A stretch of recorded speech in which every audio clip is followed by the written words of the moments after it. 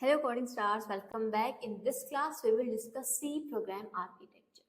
तो जब भी हमने कोई भी हेलो वर्ल्ड प्रोग्राम भी अगर हमने लिखा है तो ये सारी चीजें हैश इंक्लूड वाला स्टेटमेंट, ये इंट मेन, ये रिटर्न, ये सब हमने देखा कि सिमिलर हर कोड में हम सबसे पहले ये सारी चीजें लिख लेते हैं कि सबसे पहले ये जो हेडर फाइल है इसको इंक्लूड कर लो, इंट मेन फंक्शन बना लो और इसी के अंदर में हम सारी चीजें लिख रहे होते हैं। ये रिटर्न जीरो भी हमने देखा होगा कि फिक्स ही है, हमें हमेशा हम रिटर्न जीरो करते ही रहते हैं। तो क्या मतलब है इस रिटर्न जीरो का, क्यों हम ये वाला स्टेटमेंट लिखते हैं और हर एक चीज हम इस मेन फंक्शन में ही क्यों लिखते हैं? तो क्योंकि सी प्रोग्रामिंग एक स्ट्रक्चर्ड प्रोग्रामिंग लैंग्वेज है। सी प्रोग्रामिंग स्ट्रक्चर्ड पैराडाइम को यूज करता है। पैराडाइम क्या होता है? एक लैंग्वेज को लिखने का तरीका।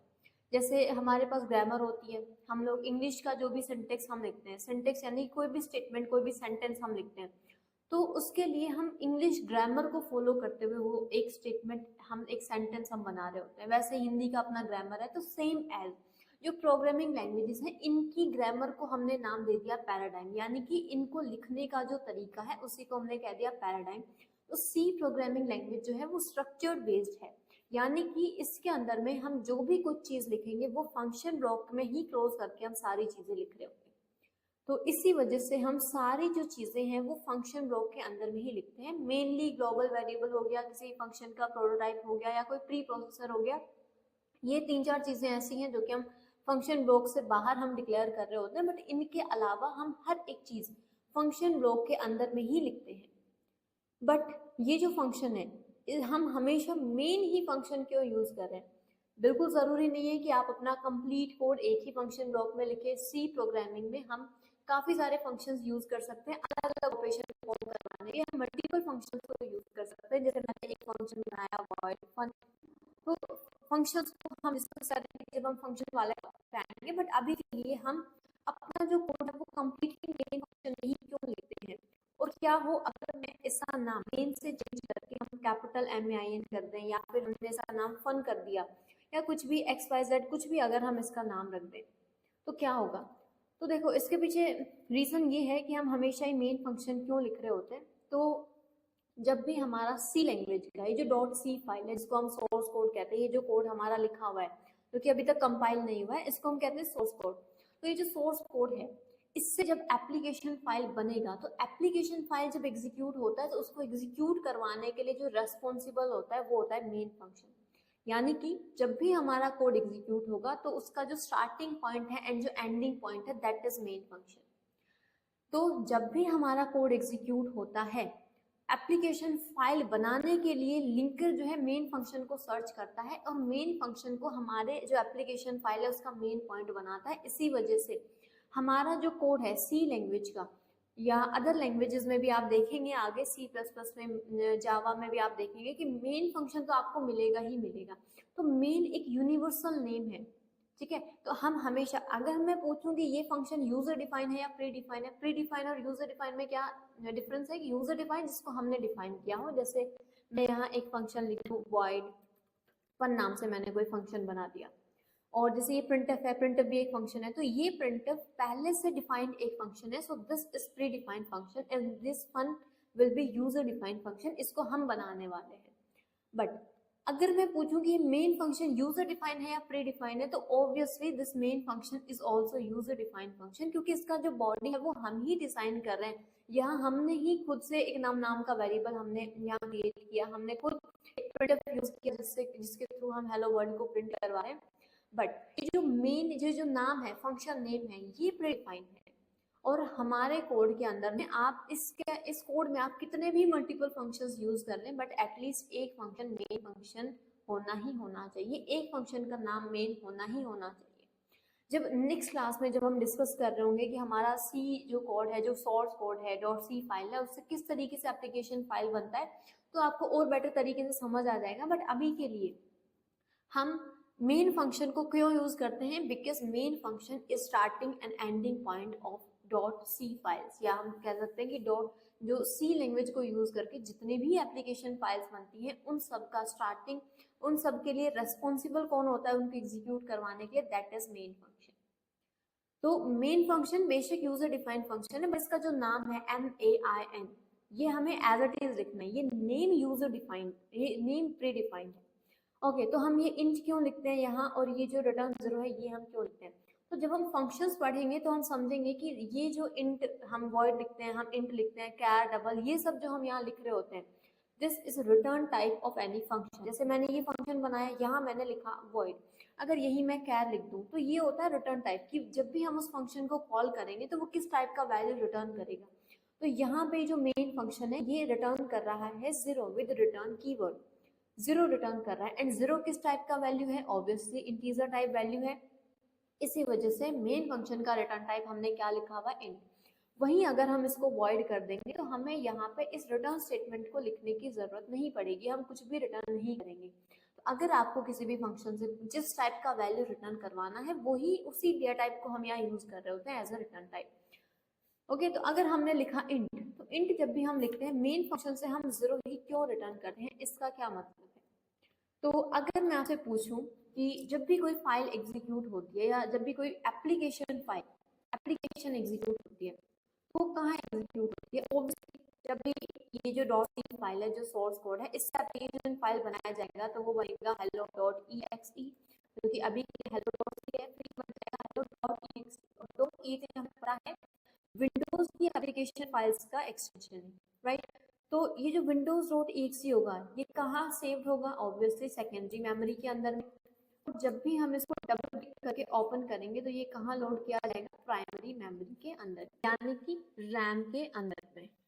तो जब भी कोई फाइल एग्जीक्यूट हो रही होती है तो उन सभी को कहाँ मेमोरी मिल रहा होता है? रैम के अंदर में। और रैम में मेमोरी ऑक्यूपाई करवाने का काम किसका होता है? सीपीयू। तो सीपीयू के पास में लिमिटेड रिसोर्सेज होते हैं, जैसे कि फॉर एग्जांपल हमने पैरेलल में काफी सारी चीजें हमने ऑफर की हुई है, वीएस कोड हमने एग्जीक्यूट करवाया हुआ है, डॉट सी फाइल या अपना जो डॉट एक्सी फाइल है वो भी एग्जीक्यूट हो रहा होगा कहीं, हमने पैरेलल में कोई गेम ओपन किया हुआ है, क्रोम ब्राउजर हम यूज कर रहे हैं। तो सीपीयू क्या करेगा कि सीपीयू के पास में लिमिटेड रिसोर्सेज होते हैं, तो इस एक साथ रैम में स्पेस ऑक्यूपाई नहीं करवा रहा होगा, वो क्या करेगा? बारी बारी से सबको स्पेस ऑक्यूपाई करवाएगा। ओके, तो जब भी हम रिटर्न जीरो कर रहे होते हैं तो रिटर्न जीरो जो है मैसेज होता है ऑपरेटिंग सिस्टम के लिए कि हमने जितने भी रिसोर्सेज ऑक्यूपाई किए हुए थे उन सबको फ्री कर दिया जाए, क्योंकि हमारा एग्जीक्यूशन प्रोसेस फिनिश हो चुका है। और अगर हम जीरो के अलावा कुछ भी रिटर्न करते हैं तो उसका मैसेज उसके लिए, उसका मतलब होगा ऑपरेटिंग सिस्टम के लिए कि अभी तक हमारा जो एग्जीक्यूशन था वो सक्सेसफुली एग्जीक्यूट कंप्लीट काम हमारा नहीं हुआ है, तो रिसोर्सेज को फ्री ना किया जाए, दूसरी चीजों के लिए अलोकेट ना किया जाए। ओके, बट आज के टाइम पे हमें रिटर्न जीरो लिखने की जरूरत नहीं होती, क्योंकि आज के जो ऑपरेटिंग सिस्टम्स हैं वो ऑलरेडी इतने ज्यादा एडवांस्ड हैं कि वो खुद से ही समझ जाते हैं। तो मेनली हम यहाँ पे void ही इसको रखते हैं, void यानी कि हमें कुछ भी रिटर्न नहीं करना। Okay, now what is hash include stdio और हैश।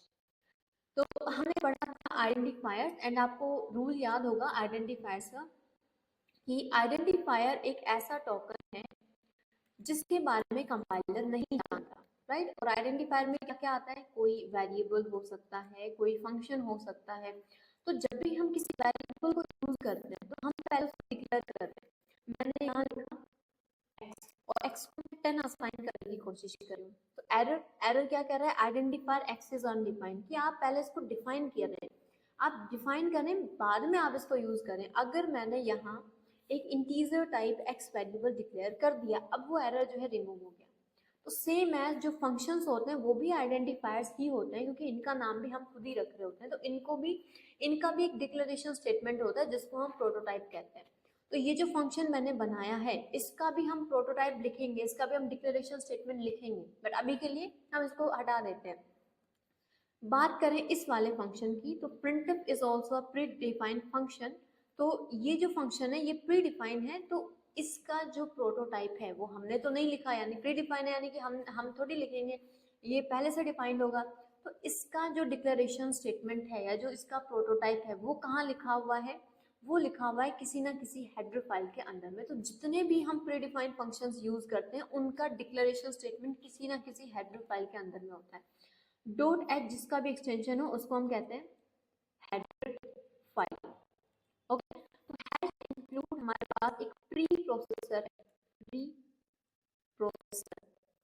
जिसकी हेल्प से हम इस फाइल को अपने कोड के साथ में अटैच कर रहे होते हैं, यानी कि ये जो फाइल है stdio.h हेडर फाइल, जिसके अंदर है कुछ प्री डिफाइंड फंक्शंस का जो प्रोटोटाइप है, जो डेफिनेशन है, वो सब लिखा हुआ है, तो वो इन सबको उठा के लाएगा, उस फाइल का जो भी कोड है उसको उठा के लाएगा और हमारे कोड के साथ में उसको पेस्ट कर देगा और फिर एक नई फाइल बनेगी .i फाइल, जो कि अब कंपाइलर के पास आएगी।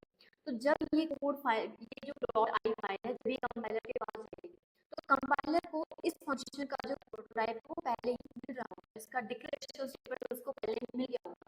अगर इसको इंक्लूड नहीं करते हैं तो कंपाइलर एरर जनरेट कर देगा, ये प्री डिफाइंड जो प्रिंटफ है, printf is undefined, this identifier is undefined. Okay, so these are some header files, काफी सारी header files होती हैं, conio conio.h, इसको भी हम इंक्लूड कर सकते हैं।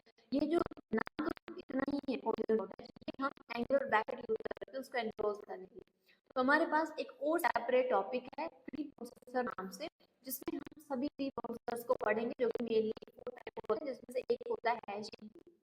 इसमें हम फाइल्स को इंक्लूड कर रहे होते हैं, तो इसके लिए अभी के लिए याद रखना प्री डिफाइंड फंक्शन हमारे पास है, जैसे कि प्रिंटफ हो गया, स्कैनफ हो गया, और भी पुटएस, गेटर, सभी टाइप फंक्शंस हैं।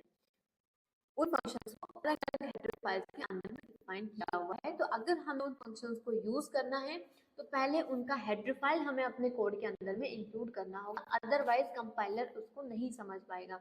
यहाँ पर हम कह सकते हैं ये जो प्री प्रोसेसर है, प्री प्रोसेसर एक ऐसा कोड होता है कंपाइलेशन प्रोसेस से पहले एग्जीक्यूट होता है। ओके, ये था कंप्लीट हमारा सी प्रोग्राम आर्किटेक्चर। ये एक फंक्शन है, ये एक वेरिएबल डिक्लेरेशन है, ये एक प्री डिफाइंड फंक्शन है जो कि प्रिंट करता है console. This is pre processor. इसमें हमने एक हेडर फाइल को लिखा हुआ है जिसके अंदर में प्री डिफाइंड फंक्शंस, कुछ प्री डिफाइंड फंक्शंस का जो डेफिनेशन है वो लिखा हुआ है।